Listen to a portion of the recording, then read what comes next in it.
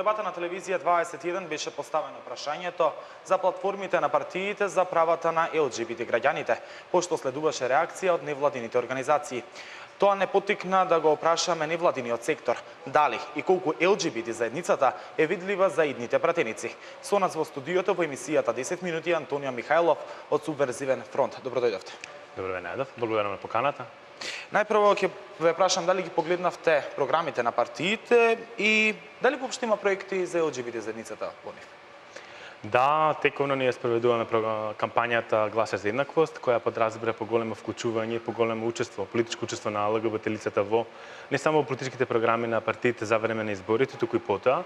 Значи за јакнато присуство на потребите и проблемите на ЛГБТ заедницата во политичките програми, во политичката агенда генерално, која не е поврзана со некој датум на избори.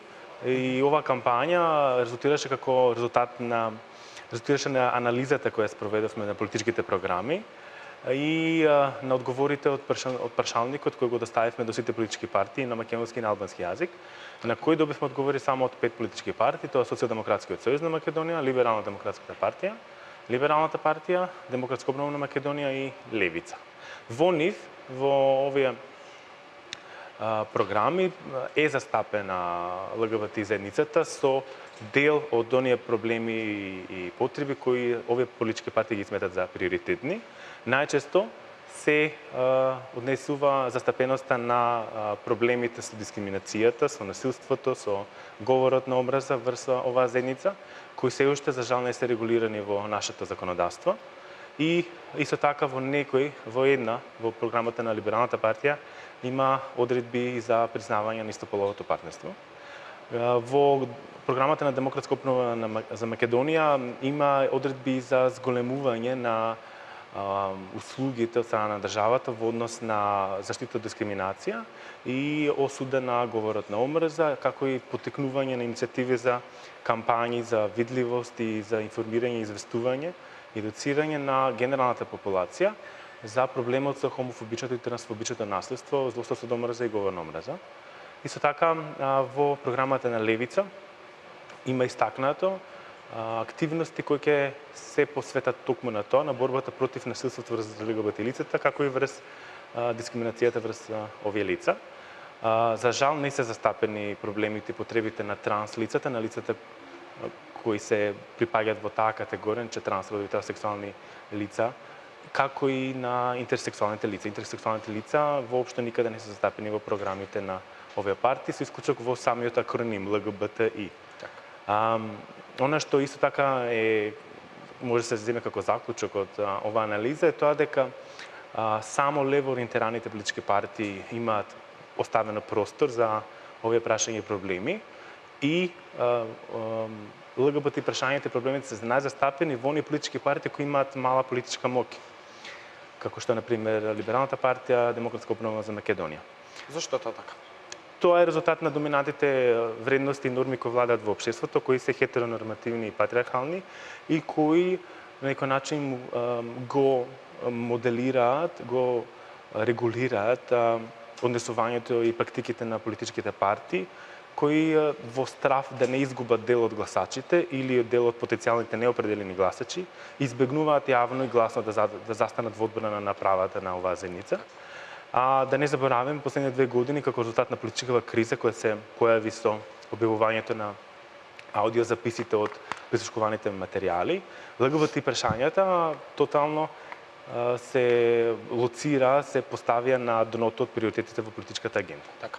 Дали досега сте оствариле некаква средба со некои од политичките партии, освен овие анкети кои сте ги спровели? Да, со сите, значи овие 5 политички партии одржавме состаноци во периодов претходните неколку месеци, кои се посветија токму на одговарањето на прашалникот, но и на креирање на некој начин стратегија за заеднички отпор кон доминантните репресивни политики. Ние 10 години живееме во општество кое што продуцира хомофобични и трансфобични реторики и кои за жал често пати сме ги слушале во парламентот од политичарите, министрите и тоа за жал се рефлектира во секојдневните односи во општеството и за жал хомофобијата и ксенофобијата се доминантни во ставовите кај општата популација во Македонија. Сексуалната ориентација се уште не е основа за поведување на постапка за дискриминација. Што очекувате после изборите? Сексуалната ориентација и родовиот идентитет како основи за дискриминација се вклучени во протоколот кој Комисијата за заштита дискриминација го усвои лани, и тоа значи дека кога ќе се поднесуваат постапки, кога се пријавуваат случаи на дискриминација кон Комисијата, тој протокол и тие основи може да се искористат, така што директно експлицитно во законот не стоат како основи, но во протоколот стојат. Но сепак ние бараме присуство или експлицитно вклучување на сексуалната ориентација и родовиот идентитет како основи за дискриминација во самиот закон за спречување и заштита дискриминација, кој што не само правно ќе ја признат постоењето на оваа популација, туку и ќе дадат поголема заштита во остварувањето на правата на оваа заедница. Да не забораваме, ви има веќе 5 закони во Македонија донесени од 2010 нааму, кои ги имаат во дел од одредбите кои ја имаат сексуалната ориентација како основа за дискриминација, но самиот закон за спречување и заштита дискриминација како термини, како основна дискриминација не ги вклучува сексуалната ориентација и родовиот идентитет. Да не забораваме овај проблем кој е детектиран во извештаите на Европската унија за Република Македонија и е дел всушност од законодавството на Европската унија кој ние мора да го усвоиме и хармонизираме пред да се зачлениме во Европската унија. Господин Михајлов, дали во Македонија има геј политичари? Јас не се сеќам, според моето знаење не знам за некој кој е јавен, значи јавно лице, политичко лице кој се занимава со политиките и креирањето и спроведувањето на политиките во оваа земја, а да е јавно декларирана како припадничка на оваа популација. Но сигурен сум дека има во политичките партии членови кои се дел од оваа заедница. Дури Либералната партија во одговорите на овој прашалник што ние го изработивме и достави информација дека на нивните листи за изборите во декември 2014 година имаат лица кои се јавно декларирале како ЛГБТ лица, кои се отворени ЛГБТ лица. Зошто досега ниту еден политичар не се одважил да каже за неговата сексуална ориентација, доколку е геј, и да биде во терк со оние светски политичари кои, доколку се геј, излегле по медиумите и јавно го признале тоа? Не би рекол дека секаде во светот е практика политичарите кои се дел од оваа заедница јавно да излегуваат во јавност и медиумите и да обелодено декларираат својата ориентација или поинаков родов идентитет. Имавме, например, случаи во Соединетите американски држави каде што дел од конгресмените или сенаторите, ако добро се сеќавам, има прилично хомофобични изјави, но потоа се откри дека тие самите се дел од таа заедница, така што доминантните ставови кои се присутни во општество, кои се хомофобични и исклучувачки за оваа заедница, оставаат многу мал простор на политичарите да се јавно изјаснат за својата сексуална ориентација која е различна од доминантата. Мислам, самото поимање и разговарање, дискутирање за терминот сексуална ориентација во општеството се спомнува кога е присутна хомосексуалност или бисексуалност, она што не е нормирана, не е нормативна, значи она што е хетеросексуалност. Последно прашање ќе ве молам само на кратко, генерално до каде е политиката, кога е во прашање државата за прогрес на ЛГБТ заедницата? Како што знаеме, правната рамка е несоодветна. Ние сме едни најлошо рангираните земји во Европа во поглед на законодавството за заштита на овие лица.